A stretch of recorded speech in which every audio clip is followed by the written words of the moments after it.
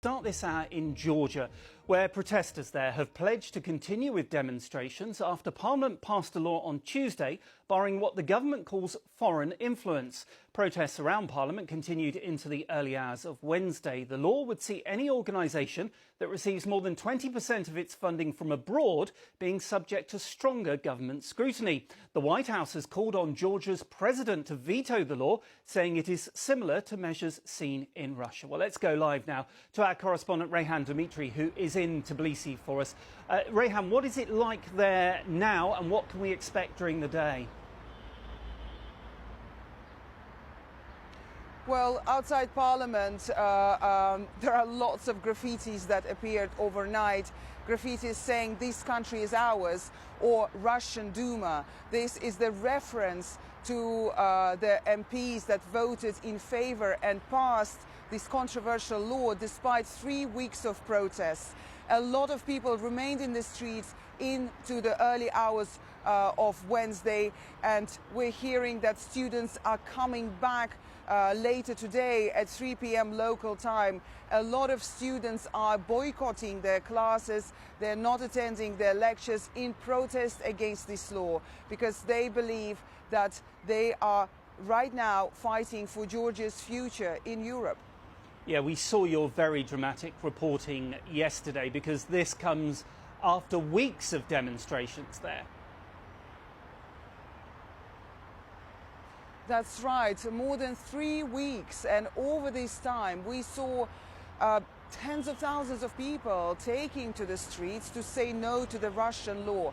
But yesterday, of course, once the law passed, and preceding that was a serious kind of very tense situation inside the Parliament where MPs clashed. There were fistfights, and also outside Parliament the situation was very dramatic. Here's how the events unfolded. They marched in with a warning against the protesters who have been demonstrating outside Parliament for weeks. Protesters stood defiantly, refusing to move away. And then violence.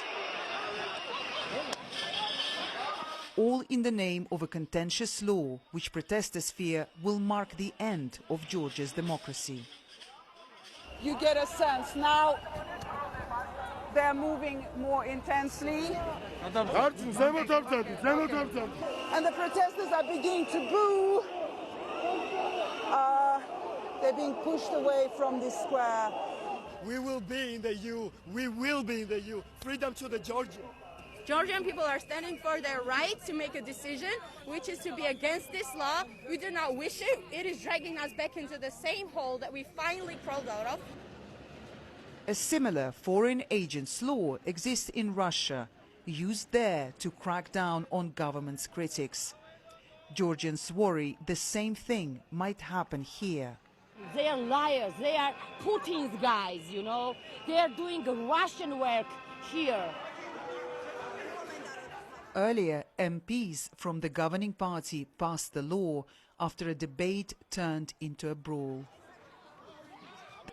Authorities defended the bill, saying it would help protect Georgia from foreign interference.